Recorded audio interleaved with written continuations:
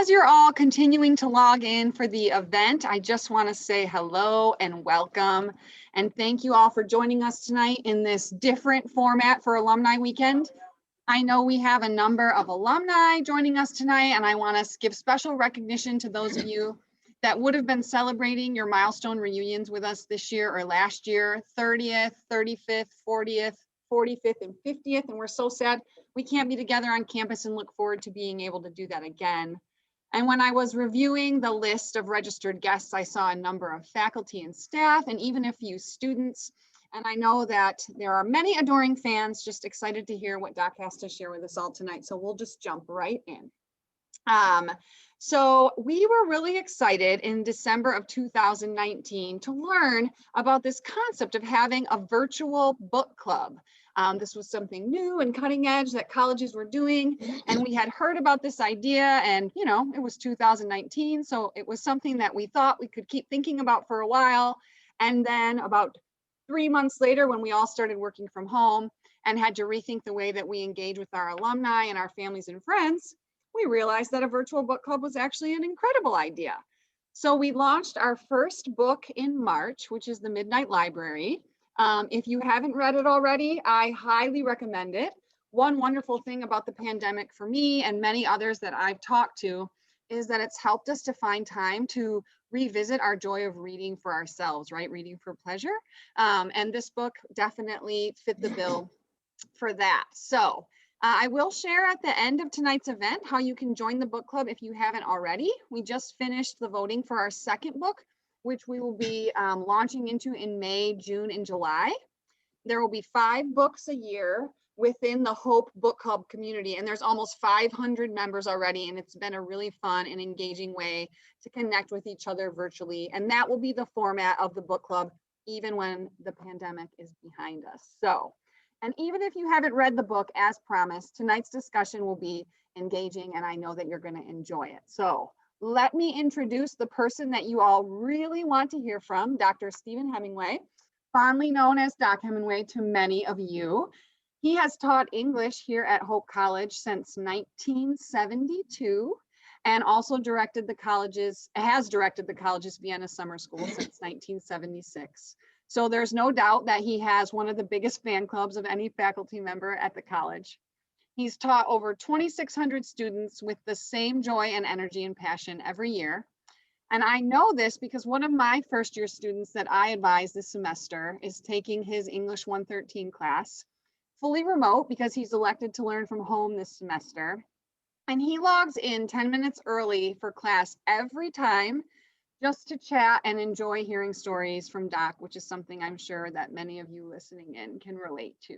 So I also have to share, as a testament to the power of the Vienna Summer School program, that 3 of us in our small office have shared that our biggest hope regret is not going to Vienna while we were students. So sometimes I consider like re-enrolling again so I can take part in that experience. So from English 113 to senior seminar and everything in between, our guest speaker tonight has influenced thousands of writers in virtually every area of study during his time at Hope. So that made him the perfect choice for tonight's chat about the Midnight Library and its themes of philosophy, regret, and a life well lived. So let me explain the structure and flow of how tonight's going to work. Picture he and I together in one room, unmasked with a nice fire going behind us, right? The fireside chat that we can all imagine in our mind. And we're going to split the evening into 3 sections. So first, he's going to share his general impressions and thoughts about the book, and consider specifically the theme of philosophy, which is woven throughout. So we all get to just relax and listen. And then we're going to jump into a few things that will be more interactive. The second theme will address regrets, and the third will address life's purpose. And each of these 3 sections is going to start with a poll. So you all get to interact with the polls and share your thoughts or ideas, which will kind of help guide the way that we discuss those themes as well. And then I'm going to kind of interview style, ask some questions within those themes of regrets and life's purpose. And while you're listening into those topics, we really want to hear your questions as well. So you should be able to see the Q&A function at the bottom of your screen. And as he and I are talking and I'm asking him questions and he's sharing, You can submit your questions as well, and then we'll address those at the end of each section. So let's get started. Our first poll tonight is just to get a gauge on how many of you have actually read the book, The Midnight Library. So go ahead and take a moment to answer the poll if you've read the entire book, if you've read a part of the book, if the book is not in your plans, totally acceptable, or if you haven't read it yet, but you're looking forward to doing so. So I'll give it about 5 more seconds, and then I will share the results with everyone. I've actually read the book twice now and enjoyed it even more the second time. So have I. Yes, yes. We can't vote though. Yes. Well, it was your encouragement actually to read it the second time, and the characters were a little bit different for me. And I got to notice more of the philosophy and themes coming through as well. All right, so it looks like we have a pretty solid mix. A good quarter of the group here tonight has read the entire book.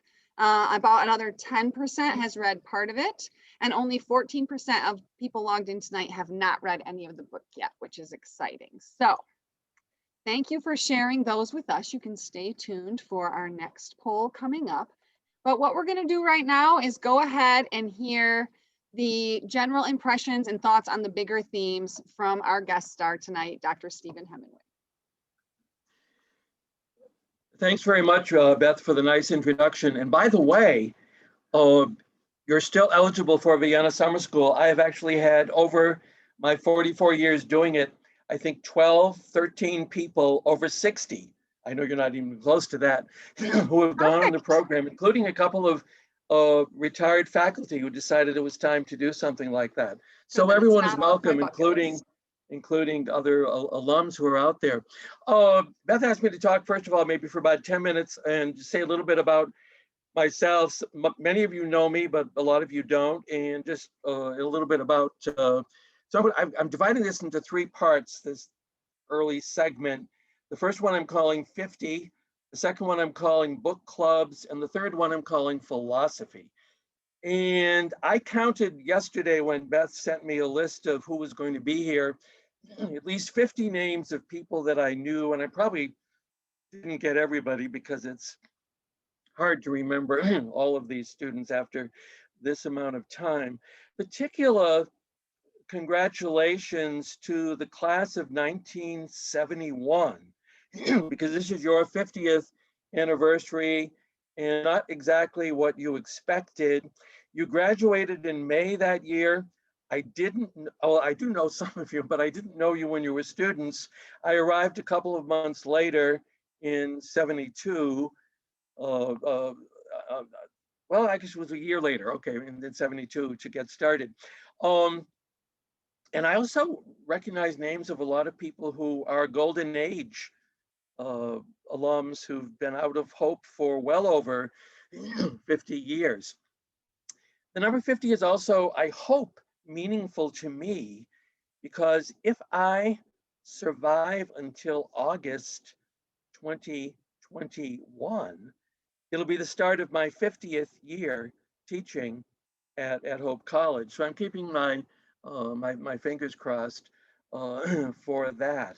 It'll also be my 58th straight year of full-time teaching.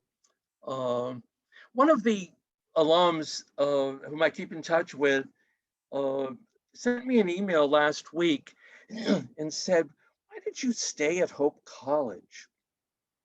And because I wasn't even thinking of this book when I responded to him, but I guess I could have.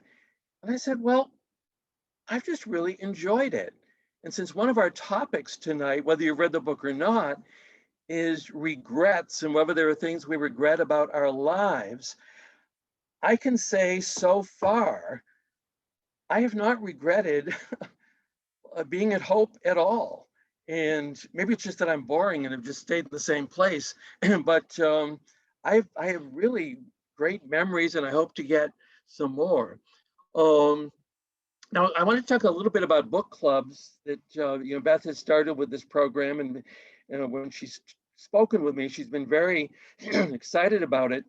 At my church here in Holland, Michigan, Our Lady of the Lake Catholic Church, there are a couple of guys who came up with this idea of starting an old men's book club. They wanted just a small number. And they invited me, and I said, oh, all I do is read books and papers to grade and all of that.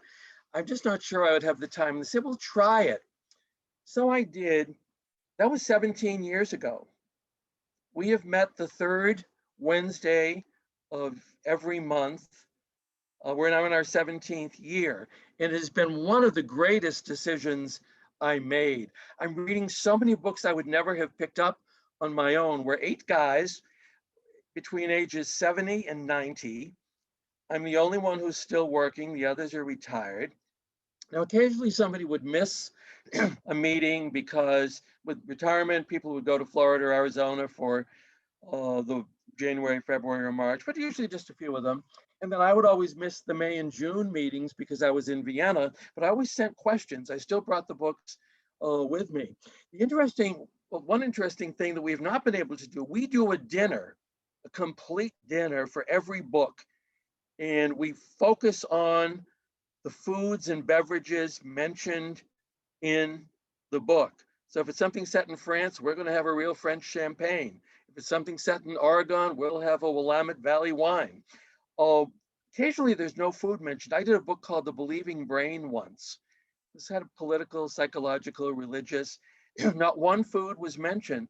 So I just turned on Wikipedia, top 10 brain foods, and ended up cooking all of them. Well, 9 of them. One of them was red wine, so I didn't have to worry about cooking that. I just thought I'd just, because you guys are going to be looking for new books to read too, just the last 6 months, what have we read in my group? In November, we did the historian Charno's long 700-page book on Hamilton, which is what inspired the musical. In December, we read a book called The Day the World Came to Town. It was set in Gander, Newfoundland, 9/11 in the next 5 days. That's a huge Air Force base in Canada where all the planes coming from Europe had to land because they were not allowed to fly into the United States for 4 or 5 days. And it was a really good feeling kind of book, what the people in Newfoundland did for them. In January, we read a book called El Paso. It's written by the same guy who wrote Forrest Gump. It had real characters in it like Pancho Villa, but also a lot of fictional characters. So it was an interesting kind of fiction, nonfiction combination. In February, we read 2 shorter books, but both of them dealt with the Flint water crisis, and both very different perspectives on it, and they were really very interesting. Last month, we read a book called The Splendid and the Vile. It was written by Eric Larson. Some of you may know his book, Devil in the White City, set in Chicago.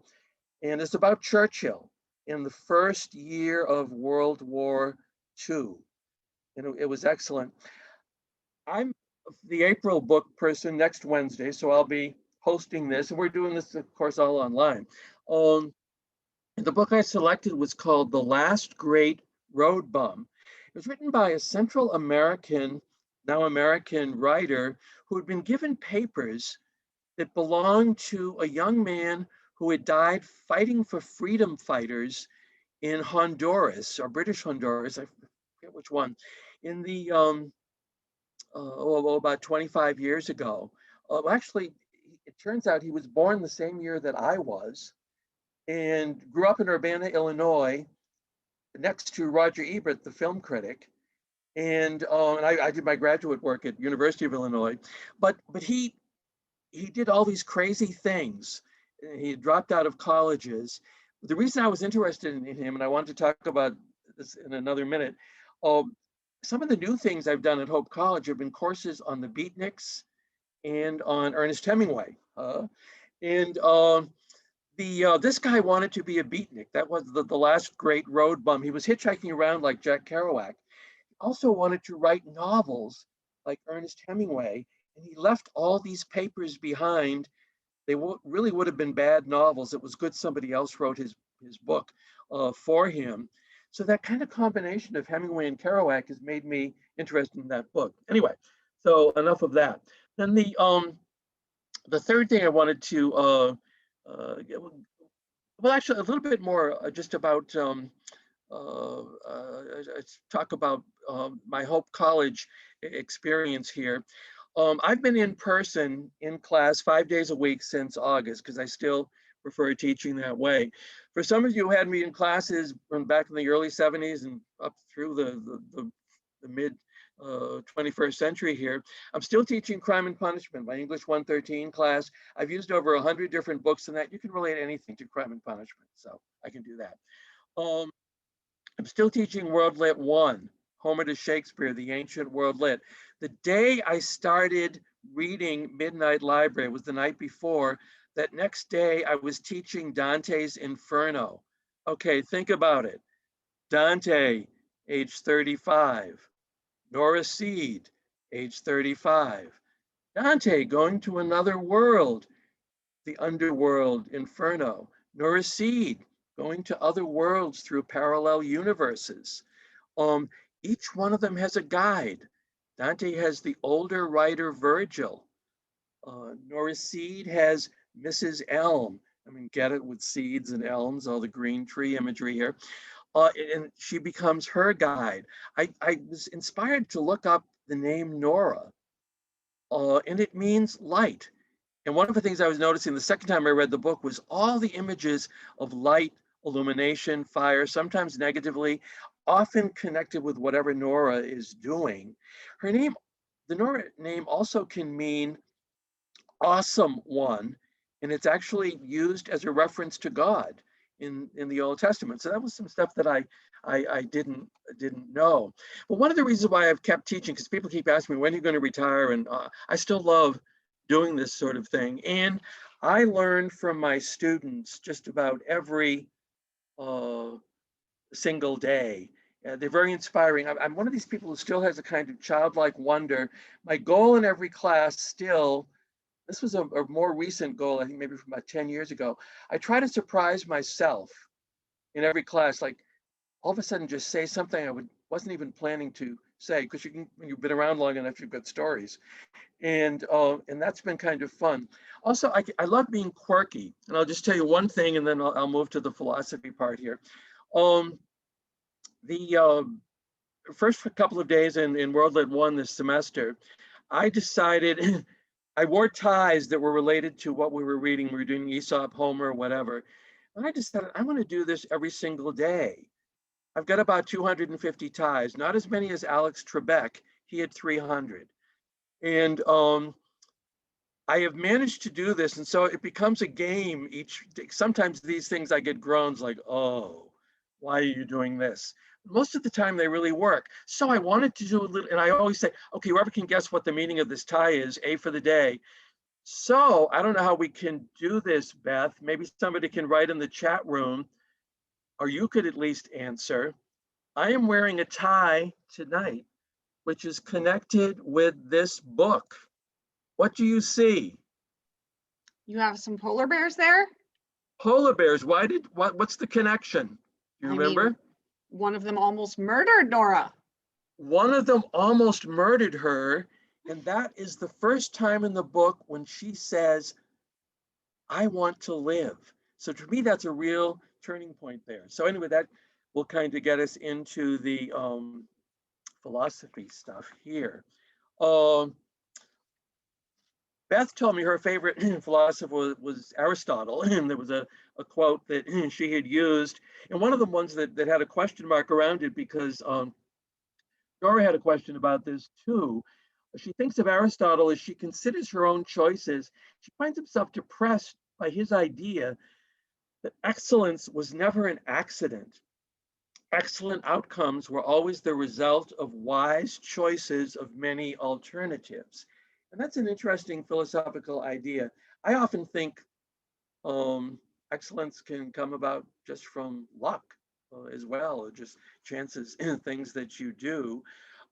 Beth had also quoted the French philosopher Albert Camus, and his line from the story is, I may not have been sure about what really did interest me, but I was absolutely sure about what didn't. I thought of some other philosophers here. Her cat is named Voltaire.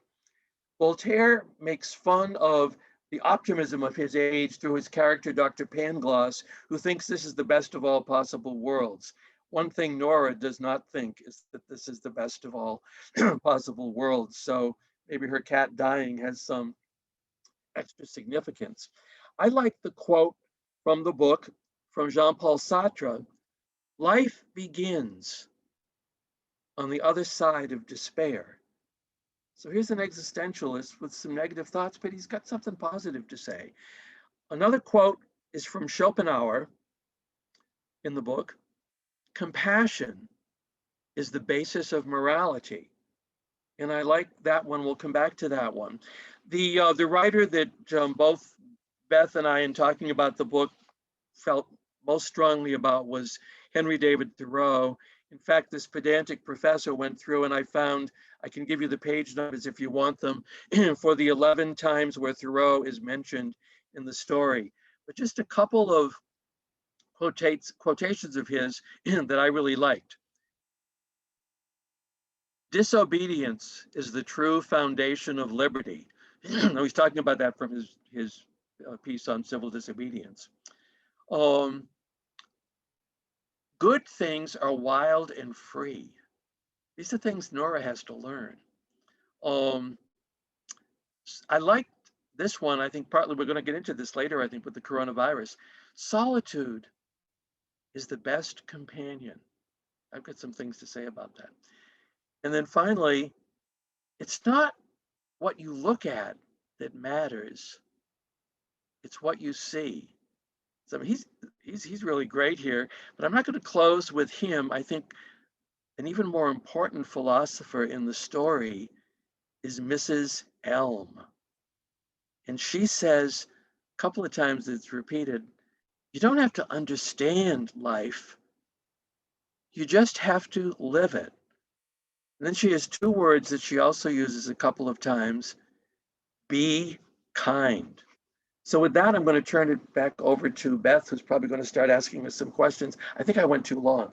No, that was fantastic. That's fantastic. And it's clear from the chat that everyone is enjoying it and feels drawn right back into your classroom and back to being in their late teens. I've got some non-papers they could look at that people did in past times. And I also think that when we can do this again, we need to get the team together, and you need to cook us dinner themed on the Midnight Library. So just know that. Oh, I could do that. Yes, yeah. That would be lovely with the wine. So it's a great plan. Right. But yes, one of the overarching themes of this book is the concept of regret.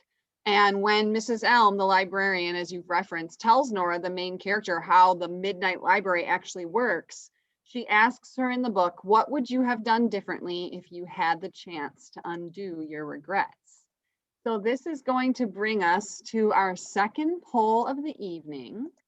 And everyone take a moment and consider, if you could, would you change anything about your life? We were kind to add the I'm not sure answer because it's something that many need longer than 30 seconds to contemplate. But if you've read the book, it's probably something you considered as you were reading it. So we'll give it just another second here, and then I'll share with everyone the results. They're very fascinating. All right.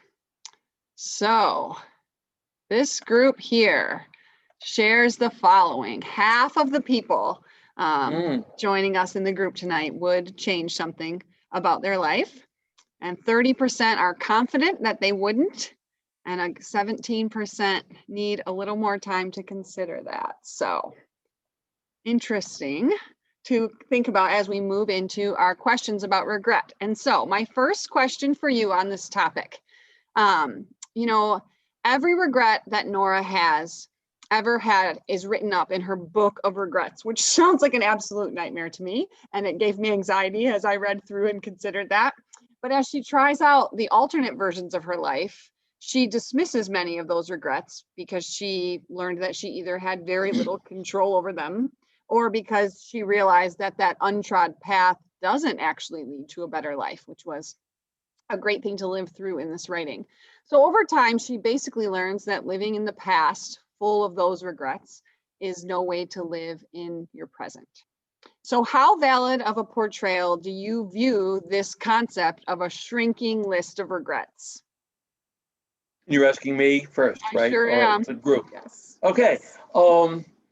Yes. That's a really good question. I'm so glad that her regrets do shrink, because the first time I read the book, I thought it was never going to end. And I really enjoyed a lot of the different scenes, although some of them seemed a little bit wild, with winning the Olympics and being, this multi-million-dollar rock star and sleeping with movie actors and and all of this. But then when they had that page where the author lists, I think, like another 100 lives, including the one where one critic said, "This is what I would have liked to have had him written about, the life where she only ate toast." It just got, almost to be a little bit too much. So I think it's positive that she can move in a direction where she can shrink the the regrets, that she knows, okay, this thing would not have really worked. And so you have to do that to, to build to an end. So I have no problem with that. But Fantastic. And just to remind everyone, just like he would expect if we were all in class right now, you can contribute your questions in the Q&A function, and then we will address them live here. I'll read them out loud from the Q&A function at the bottom. So feel free to ask your questions about regrets, or in relation to the book, in general, in life, or other questions as well. We're welcoming them all tonight. So I'll keep moving on though. Have you personally ever reflected on whether a path not taken would have actually led to a better outcome? I think not. I think it would have led to a different outcome. I mean, I applied to Harvard graduate school. I didn't get in.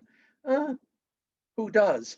It wasn't all that big a deal. The year I was looking for a job and I got the one at Hope, my initial desire, because I'm an Easterner and I'm Catholic, was I was on the finalist for the job at Georgetown, and they ran out of money. They didn't hire anybody that year. That would have been nice, but as I said, I've never even thought of applying for another job after I arrived here the first year. So I guess things would have been a different outcome. Whether they would have been better, I don't really care, because I'm content. Contentment could be another theme that we get Yes. into in the next section. Would you want to see the book of your life's regrets if you could? I don't have one. And if I were to be shown one, I guess it would have to be somebody who really knew me well, who thought I should have these regrets, or God is giving me this because I've messed up. I don't. That's not the way I think. It says, when I use the word contentment, I had a friend that gets into other things I think you want to ask later, Beth, but he used to always say, well, are you really happy? So I'm not quite sure how to define happiness. We actually had a discussion on this in my senior seminar class today, and I didn't bring it up. They did, and I told them what I was going to be doing tonight. And that's where I use the word contentment. I would always tell her, I said, I'm very content. I'm pleased with where I'm at right now. And if I'm not, I know I can make slight changes. But that whole idea of a book of regrets, I thought it was for me, very novel on Matthew Haig's part to have that as the main thrust here. But it wasn't something that I've thought about. Sure, right. So depending on how you view it, your book of regrets could actually just be your book, right? Your book of your life. And getting into the philosophy and contentment versus happiness and purpose and all of that. It's interesting. It comes up a lot in the book and gets you thinking about that. So one more question from me on this topic. Have you ever felt that you were given a second chance in your life? Yes, and it wasn't because I had really done something horrendous that I needed a second chance, but it was an opportunity, and that was um, when Dr. Fried asked me if I'd be willing to take over the Vienna summer school. He had done it for 19 years. It's still the longest running summer school, I think, of any American college in Europe, at least. And it didn't run in 1975. They only had 3 or 4 students, and that was going to be its 20th year. And he wanted it to just go for 1 year. And I kept saying, but I don't speak German. I'm not an artist. I'm not a musician. He said, well, you're probably good with students. That's what it needs. And it's just 1 year. And he said he was too old. I think he was 55. And I thought, yeah, he probably was too old. But anyway, I did it. And it's sort of like when you teach a course the first time, you really enjoy it, but you think, boy, I'd never use this book again. Or, those papers were too long. I should probably do 2 shorter papers instead of that 1 longer one. And so the second year when I came back and he said, do you think you might do it another year? And I thought, well, why not? And up until 2020, I had put in 44 years. So that was a really great chance from a great man to do something different with my life that I would never have even thought about. So that was very nice for me. That's a great story. So we have a comment and a question that have come through. So Paul, he's just shared that the concept of regrets, or the idea of regrets, brings to mind William Borden. He says, no reserves, no retreats, no regrets. So I wanted to share that with you. And we have 2 questions that have come in on this topic. The first one is, was there a particular life of Nora's that you found particularly memorable? Well, the second time I read it, I was really pleased with her life with Ash and her daughter because she was focusing on other people, and she kept saying that was the most comfortable life for her. I guess also the one where she was a glaciologist. Mm-hmm. I really liked that because it was, I've been to Norway, and I'm a big person for climate control and stuff, and all of this. And I just found that part, but that's also where she meets the other Slider, the guy who's also had a parallel universe. And I'd never even known what the word Slider meant. I guess as a TV program, some of the people have probably watched it. I about that. So those were 2 that really stood out to me. Awesome. And one more question that's come through is, do you think it's healthy to focus on regrets in life? No, I don't. Easy answer. Yeah. Well, you know what I think of too with the book, and it gets overlooked, I think, is that song that she wrote called Beautiful Sky. And they keep coming back to that. And there are those moments, and again, that's the light image too, with the sun up there. And I didn't catch a lot of the connotations of that the first reading of this, but that was something that I kept coming back to, particularly when she had these other songs and poems, like she'd like to play Bridge Over Troubled Waters, or she writes this poem called Howl, which is nowhere near what Allen Ginsberg did, so she didn't have that much to howl about. But yeah. Fantastic. Well, moving into our next theme, which will be the idea of life's purpose and the way this book addresses that concept, we would be remiss if we made it through this entire discussion without connecting something to the pandemic, right? I mean, we're all living through something really big, and we're all living through it wherever we are. And so our final poll question for the evening will connect us to that. The third poll is, has the pandemic changed your view of your life's purpose? So we tried to outline a number of options that you could choose from. So you could choose, yes, it gave me clarity to what's really important, or yes, it has made me more unsure of what I want my future to look like. Yes, I'm in the process of adjusting my goals, or no, I feel the same about my purpose as I did before the pandemic. Or, that's a good question, I want to think about this some more. So I'll give you a few minutes to think about this one and contemplate Great choices, your thoughts. To give a shout out to Kate Ralston, who helped me make a more robust list of choices for this one. Lots of answers coming through.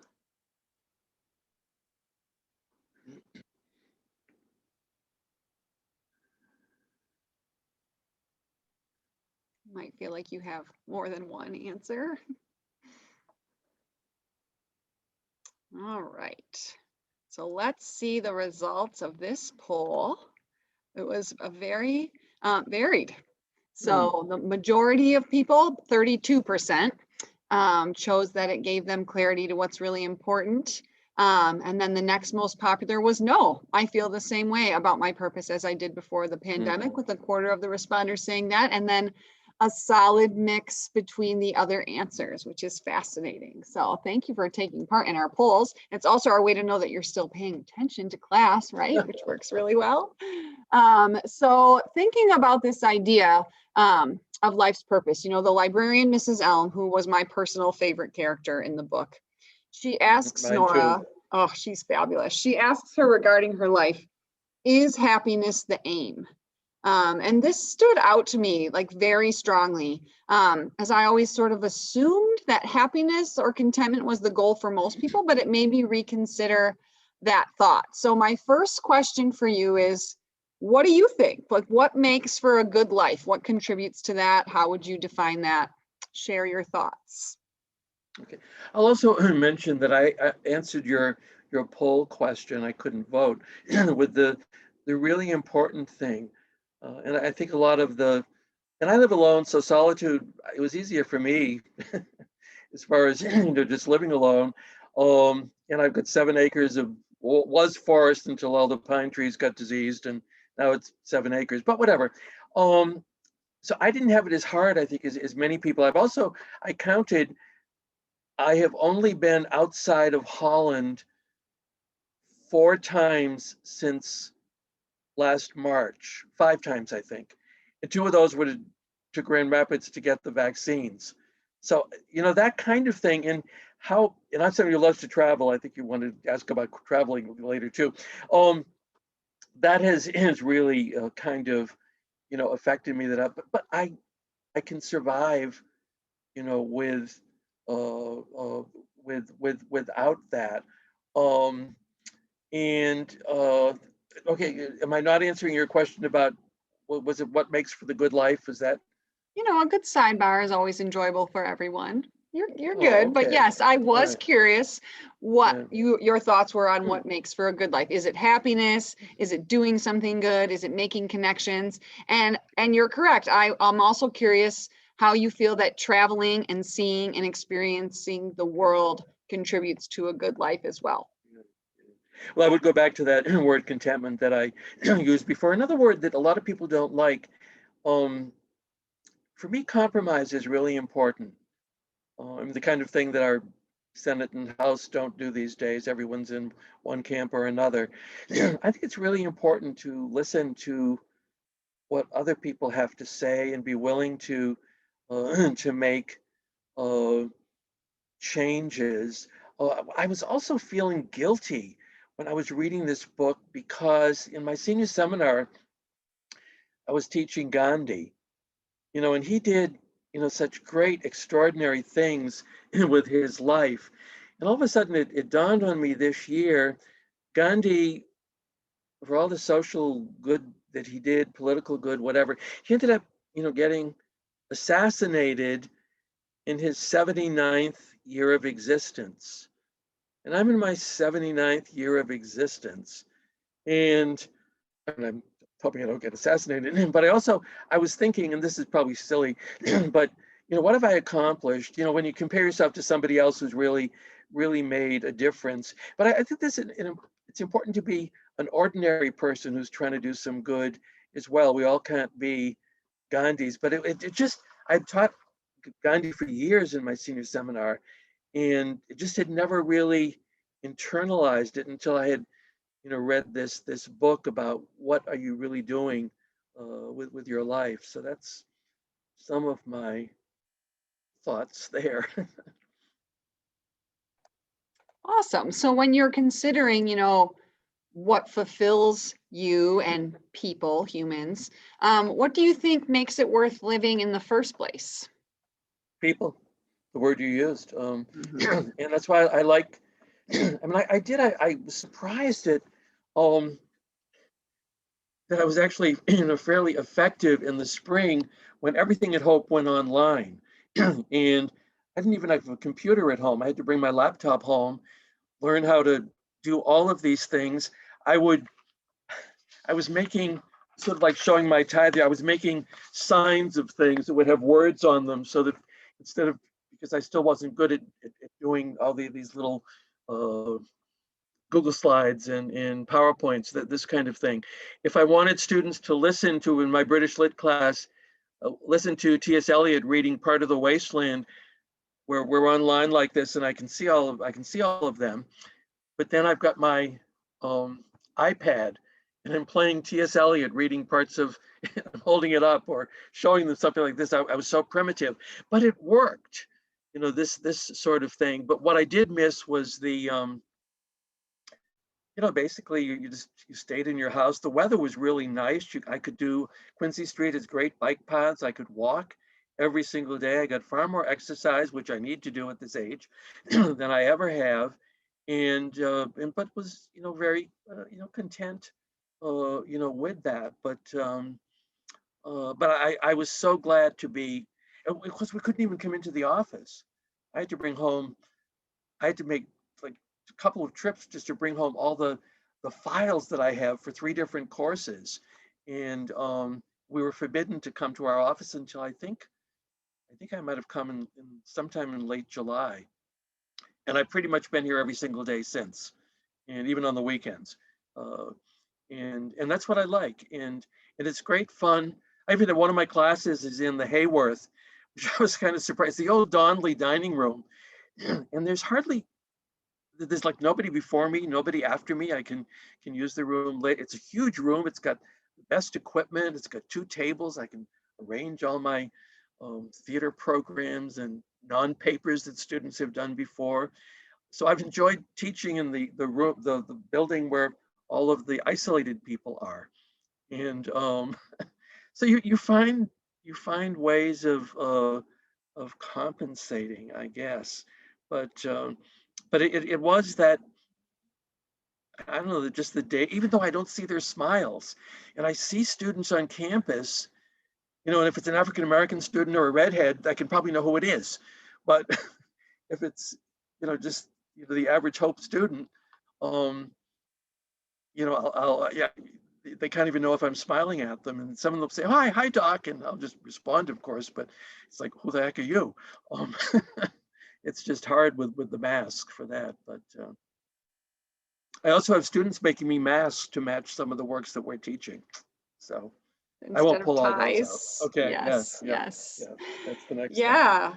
It's almost like the lockdown phase of this, when we started the pandemic and forcing us to work at home. And when we couldn't come in, it was like us moving forward and revisiting a different life that we would never have experienced if we had chosen to, similar to the way that Nora got to try out different paths. And I think we all agree that we would like this path to end. So that will be a lovely day. And it is interesting. If you choose to teach online right now, you only know your students on a screen. And if you choose to teach in person, you only know them with masks. So I told my first year students, disadvantage for you. If I see them in the fall and they don't have masks on and I don't know who they are, just to tell me, because I only know them one way. So on that note, to kind of wrap up my questions for you about life's purpose, and then we have a question in the chat, and just a reminder that you can ask anything. We've worked our way through the main topics of the book, and if you have anything that you'd like to ask him about his career at Hope, his career in general, his book club, his favorite wine, whatever it is that you're wondering, feel free to put that in the Q&A. But my last question for you is, what bit of personal wisdom do you have to share about living life to the fullest? I guess I'd probably be dull and say I'd agree with Mrs. Elm. Just live it. And one of the things, and I guess these really weren't regrets, but I do think there are like a lot of things I wish I had done better. But I still would have done them, but maybe put more time into them. I wish I did more volunteer work. I wish I were, wish I had learned a musical instrument.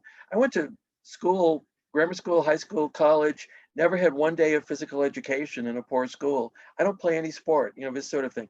I climbed mountains, the Alps in the summer for at least the first 44 years of my time in Vienna, and slower now than I used to, but yeah, I think, it was, the book was kind of predictable in a way. I knew it was probably going to come out with her, going back to what she was sort of all about.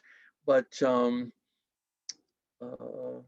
I said, because I knew that the second time I was reading the book, I really paid more attention, particularly to like all the characters who kept reappearing, the different relationships with her parents, with Dan, with Ash, with her brother Joe and his lover. Um, it was really quite fascinating uh, to see. And yeah, I had a few Nora quotations I was going to use, but I've been more than happy to, if you've got some questions, to try to answer those. We do have some questions. So one question, a little unrelated, from Judy Parr. She wants to know if you're planning to write your memoirs. No, and people have asked me about that, and I don't have a plan to do that. But thank you for asking. Yeah. Megan Probst is wondering if you had done much European travel before your first summer in Vienna, and if you'd share how the Vienna Summer School has evolved over the years. Okay. I had my only travel really outside of the country. Interesting thing with that, when I was a sophomore in college, I was a math major, but I knew math I was very good at it, but it was getting too abstract for me, and I wanted something. And I thought of English. I'd won a French award as a sophomore in college, and I thought, but coming from, I went to a college, Holy Cross College, about the size of Hope, very, very fine college, usually the number one ranked Catholic college in the country, all male at the time. We had 500 students in my freshman class. 181 of us were valedictorians of our high school class. It was that kind of pressure. But I was one of the boys who lived at home because my family couldn't afford, this sort of thing. And where was I going with that? Oh yeah, but that's why I didn't major in French, because I thought, well, I'll never get a chance to go to Europe because we didn't have that kind of money where my grandfathers are from Europe. We left Europe. We don't go back to Europe. Here I go every year for, like 44 years. So I had not, but I had taught in Jamaica my year out of college, probably because I had a full scholarship, and I taught in a mission school that the Jesuit priest ran in Jamaica, basically to thank the school for helping me. And then I got a Fulbright to India. So I had done that before I even graduated with my PhD. So that kind of instilled in me, particularly the India, because when I was in India, those were the days when you could get one of these round trip tickets on Pan Am, and it was paid for by the government, as long as you kept flying in the same direction. So I flew home through Nepal and Thailand and Cambodia and Malaysia and Japan, Hong Kong, Singapore, Honolulu, Los Angeles, San Francisco, 35 days on $500. You wouldn't believe the places I stayed.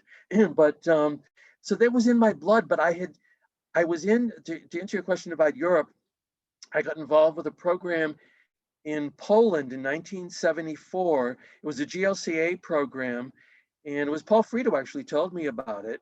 And it was 6 weeks, and this was communist Poland, and we did a lot of traveling around there. And I was so upset when I saw everything that had happened to Poland because of what had happened in World War II.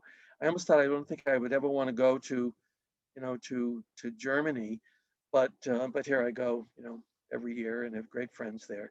But how has the program changed? The we kind of, the program, I think initially almost everybody had German language before, and not that many people study German anymore. the program has changed, I think, and from a practical perspective, offering a lot of fine arts classes, things that fulfill gen ed requirements in, IDS studies, history, music, art. And it's so great to, you're in an art class, you're not just looking at, you might look at a few slides, but then you go out that same day to the churches that she was talking about, the teacher, and the palaces, and the architecture is there, the music is there every night. It's all of that. And I think, well, like for instance, when Paul Freed did the program, it was always a real summer school, and it never started until July. The opera is closed in July and August every year in Vienna. So all those early students never had a chance to do that. My office building is right next door to the opera. If you saw that Tom Cruise movie where they used the first 20 minutes with the Viennese opera, he was filming there when we were there. Yeah. The I'm not sure that's fully answering the question. I talk with, so many of, I've got grandkids of people who've been on the Vienna Summer School, and their grandparents have been with me. And they seem to, talk about similar things. We've had a lot of reunions. And one of the greatest things is when all these alums come back and we do these events out in the Vienna woods with beautiful summer nights in the wine gardens with parents and alums. And they exchange notes. They're so curious about what the students are doing. One of the things that I've done is I started 30 years ago a senior seminar in Vienna where we do read books, but also our books are live people. I had lots of concentration camp victims, lots of soldiers who were prisoners of war. They were Nazi soldiers, prisoners of war in Louisiana, Nebraska, who came back, got degrees in America. These days, I mean, I've had so many immigrants from the former Yugoslavia, from Poland, from Iraq, Afghanistan, people who come in. The last time I was there, we had 2 women who spoke 5 languages. They were learning their 5th language. It was German. They were from Syria. They're the same. They're like 23. They're the same age as my seniors, and they're getting to talk with them. And so that's been something that Paul Freed knew originally more people than I did, and of course spoke fluent German because it was his native tongue. But I've tried to keep some of those things going and do some new things. Yeah, such an amazing experience that you provide to so many. Here is a question specific to the book from Kim Kelly Lafata. Although Nora, yay. Hello. Fun. I hope So your she son is wants coming to here know. next year. All right, that's exciting. Okay, what's the question now? So although Nora couldn't move through time, is there a time in your lifetime that you would like to live through again? I love this question. Live through again? Yes. Or not this one of these time travel things where I could go back to the golden age of the Habsburg Empire. Something you've already lived that you could repeat. Wow. Yeah. Maybe my year in India. I learned so much there and got to know so many. I lived in the Punjab with the Sikh people, SIKH, and got to, get involved with services there with the Hindus and Muslims, and Catholic Church was in the town where I lived, so I could go to Mass. When I traveled around, I could go to Mass in like 11 different languages when I did my traveling. I have been back to India once for about a month. It was after Vienna Summer School one year. But that would be one that I would like to, go back and spend more time in. Yeah. Kim was probably hoping that I would say it was the year that she took my British literature class. Of course, she was hoping that. Yeah. Course, yeah. Too bad. That was second. The next answer. Right. Exactly. That's what I was going to say. So we have 2 questions that came in that are very similar. So I'll read them both to you and you can kind of address them collectively. So the first question was, what advice would you give students if they were wondering how to avoid having regrets in life? And the other question is that as a teacher, you have the opportunity to interact with many young people who are making many important decisions and exciting life decisions. So what advice would you give them when they are facing these somewhat difficult decisions? So how do you advise your students when they're making difficult and big life decisions? And how do you advise students to avoid having regrets in life? Yeah. One of the things we were reading Anne Lamott's traveling mercies in the senior seminar today. And one of the Anne made, she's a great Christian writer, but she did every drug and every man and every alcohol, whatever. And she's a very humorous writer, and she's a big religious community person now. But the students were talking about some of them in terms of how do you define family? And Lamont had difficult relationships, particularly with her mother, one of her brothers, whatever. And the students were talking, a lot of them have written journals about, family, problems and things. But we're trying to expand that idea of family because it can be. Anne Lamott has gone to the same church. It's mainly an African-American church. She's a white woman for about 29 years.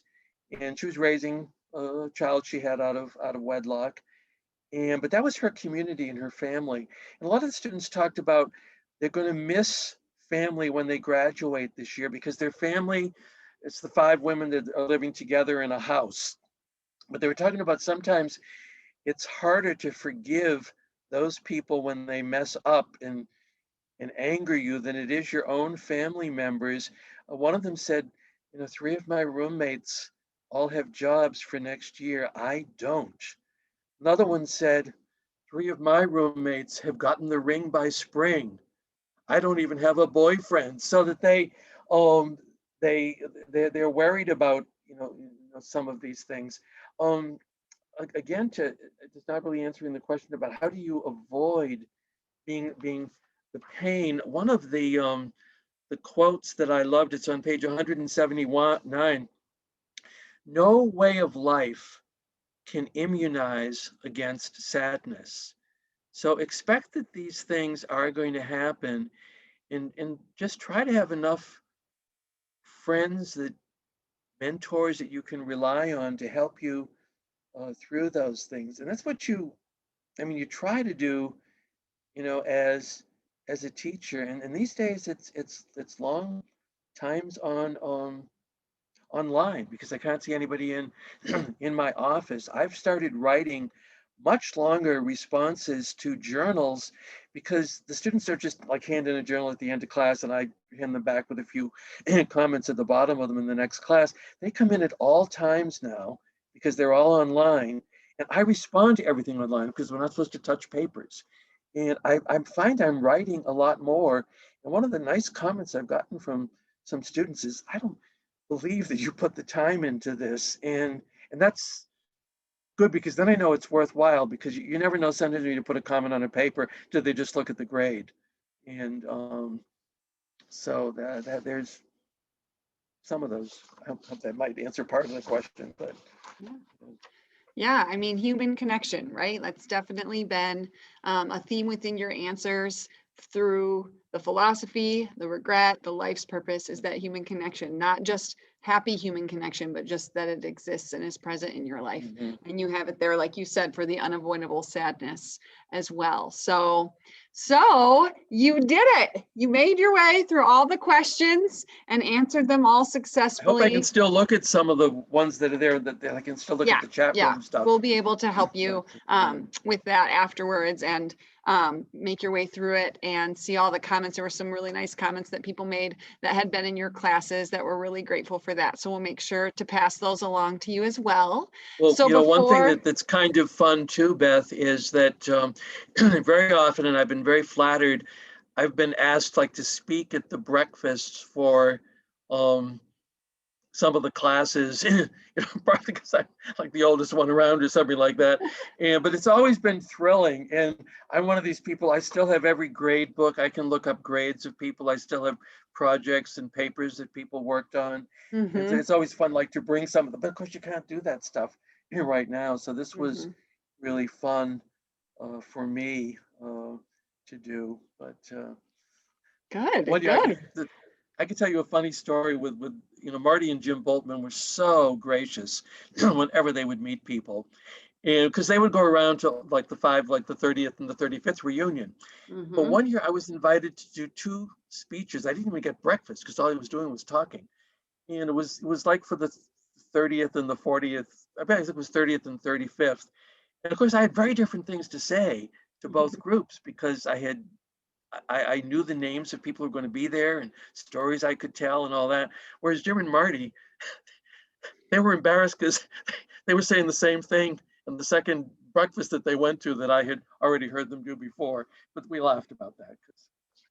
That's fun. I remember that we would call it the traveling road show when Jim and Marty would go from reunion brunch to reunion brunch and speak at each one, and that was always really important to them. So, but you were often requested. They were great.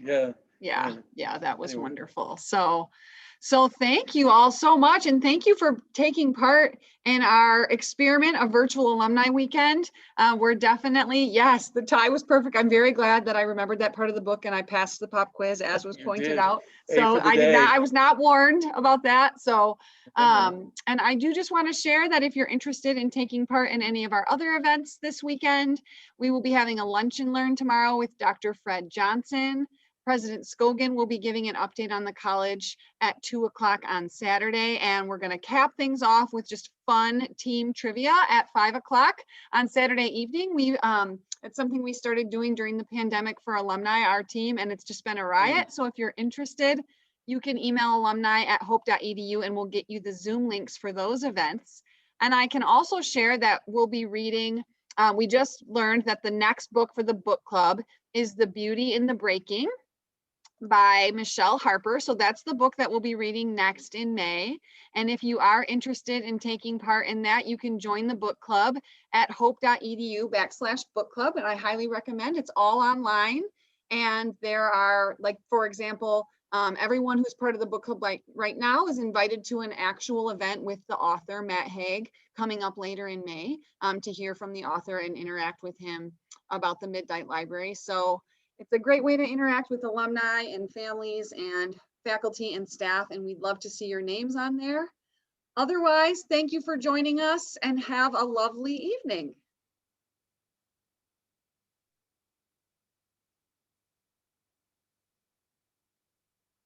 Thanks, Kim.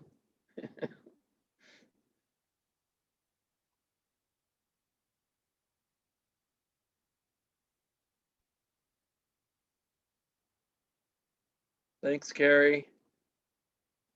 No, Jason.